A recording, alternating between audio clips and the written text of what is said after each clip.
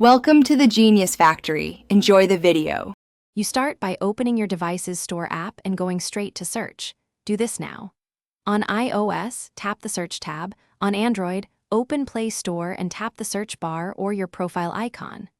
Once the Recent Searches list appears, focus on the visible items. Don't wander to settings yet. Make sure you're signed into the account whose history you want cleared.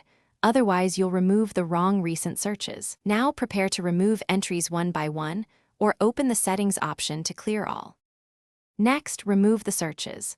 On iOS, tap the search field and either swipe left on individual recent items to delete them, or tap a clear button if it appears at the top.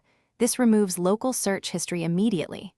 On Android's Play Store, tap your profile, go to Settings right arrow General, then choose Clear Device Search History to erase all saved searches. Make sure to confirm each prompt, otherwise some entries can remain. Once done, close and reopen the app to finish by verifying that searches are gone. Reopen the Search tab and look for recent items.